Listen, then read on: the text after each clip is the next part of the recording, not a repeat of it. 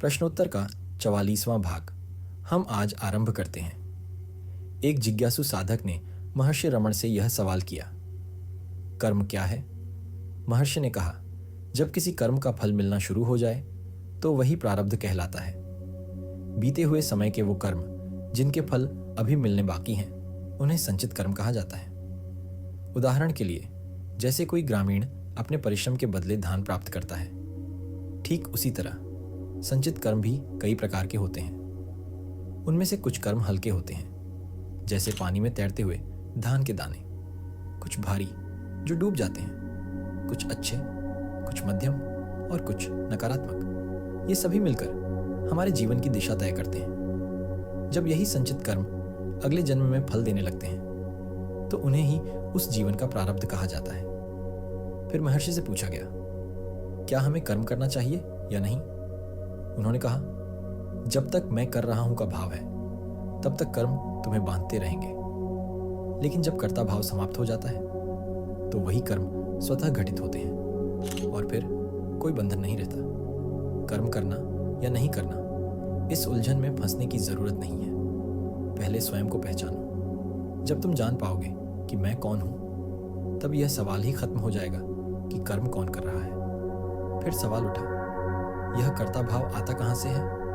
महर्षि ने उत्तर दिया, इसका मूल जानना जरूरी नहीं, वर्तमान में जीना सीखो। जब वर्तमान स्पष्ट नहीं, तब अतीत या भविष्य की खोज का क्या लाभ? जगत तुम्हारे बाहर है या भीतर, यह समझो। क्या वह तुमसे अलग है? क्या संसार खुद आकर कहता है कि मैं हूं? अब एक और प्रश्न उठा, हम कैसे जाने कि कोई कर्म हमारा है या नहीं? महर्षि बोले, यदि किसी कर्म का फल तुम्हें भीतर से नहीं छूता तो समझो तुम उससे मुक्त हो। लेकिन यह केवल सोचने से नहीं होता, इसके लिए अभ्यास चाहिए। बुद्धि से पहले जानो, फिर उसे दिनचर्या में उतारो। हर कोई एक जैसे कर्म नहीं कर सकता, क्योंकि हर व्यक्ति की प्रकृति और संस्कार भिन्न होते हैं। ज्ञान, भक्ति और कर्म तीनों एक ही वृक्ष की शाखाएं हैं। ध्यान भी तब टिकता है जब रुचि के अनुसार मार्ग चुना जाए।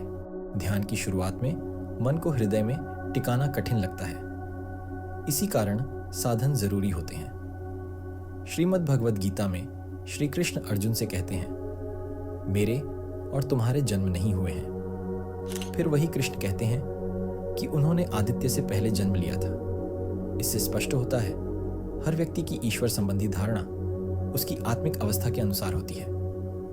जागृत अवस्था में तुम स्वयं को शरीर मानते हो, लेकिन गहरी नींद में तुम कुछ नहीं मानते, ना कोई विचार, ना कोई कर्म, बस मौन। एक व्यक्ति के भीतर भी कई स्तर होते हैं जो उसे अंततः आत्मा की ओर ले जाते हैं। फिर पूछा गया, क्या स्वर्ग और नरक हैं?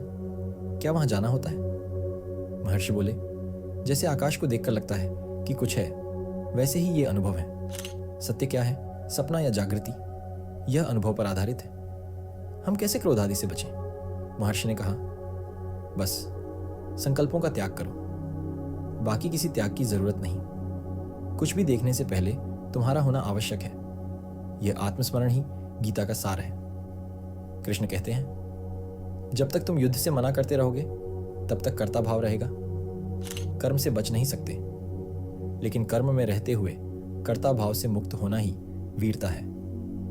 यदि तुम उस उच्च सत्ता को पहचानते हो तो उसके आदेशों को सहजता से स्वीकार कर लो, वरना उसी सत्ता के नियमों के विरुद्ध जाकर भी अंततः उसी का पालन करना होगा। इसलिए सर्वोत्तम यही है, स्वयं में स्थित होकर कर्म करना।